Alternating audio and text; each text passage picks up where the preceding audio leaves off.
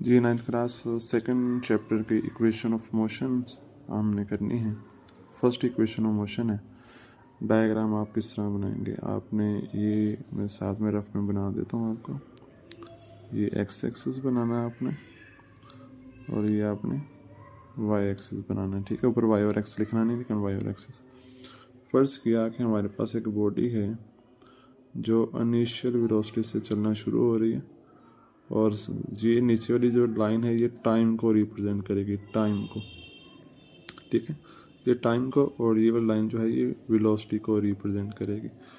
तो जब velocity change होती है साथ में टाइम भी चेंज होता है। तो वेलोसिटी इंक्रीज कर रही है, वहाँ 0 से 1, 1 से 2, 2 से 3, 3 से 4, 4 से 5, यहाँ तक समझ हमारे पास होगी। तो यहाँ पे जो वेलोसिटी होगी ये इनिशियल, और यहाँ को मैंने बताया जहाँ पे यहाँ कोई बॉडी रुकती है तो वो फाइनल। तो फाइनल मैं यहाँ पे लिख देता हूँ, क्योंकि जो पॉइंट इधर है वही पॉइंट इधर है। और ये अगर आप टाइम कितना गुजरा, टाइम इतना गुजर चुका है। 0 था, 0 के बाद 1, फिर 2, फिर 3, फिर 4, फिर 5 सेकंड गुजर गए। ठीक है, तो इसको मैं यहाँ पे भी ड्रा कर देता हूँ कि ये जो टाइम वाली लाइन है ये मैंने इधर भी ड्रा कर दी। जो इसका मतलब है वही इसका भी मतलब है। ये हमारी डायग्राम होगी। अब इनके नाम रख लें। इसका नाम ओ रख लें, इस वाले पॉइंट का नाम ए रख लें, इसका नाम आप बी रख लें, इसका नाम सी रख लें और इसका नाम डी। तरतीब से चलना है। ये ओ रखना आपने, ओरिजिन, इसको ओरिजिन कहा जाता है। ओ, ए, बी, सी और डी। ये इनिशियल वेलोसिटी जहाँ से बॉडी ने मूव करना शुरू किया, और ये फाइनल जहाँ से बॉडी जाके रुकी, फाइनल वेलोसिटी। तो यही डायग्राम मैंने इधर बनाई है।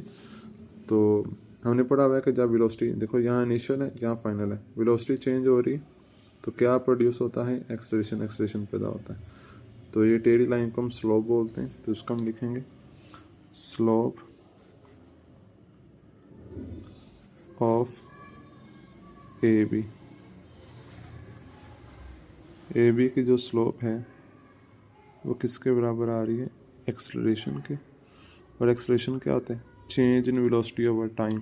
फार्मूला हमने पढ़ा था ना कल, change in velocity over time.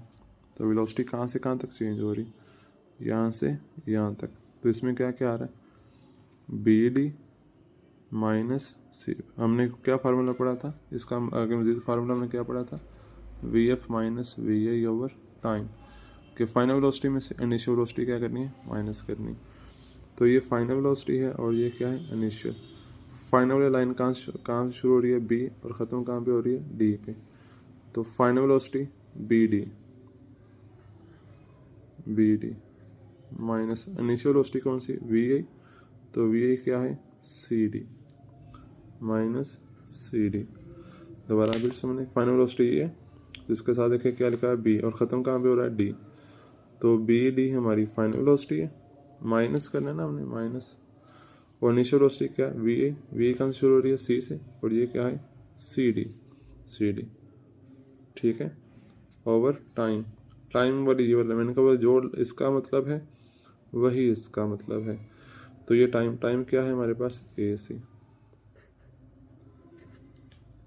तो ये हमारे पास आगे acceleration, final velocity minus initial velocity over time. ठीक है, तो आगे हम इसको मज़ीद थोड़ा सा करेंगे। इसको ऐसे लिखा रहने दें, B D minus C D A C.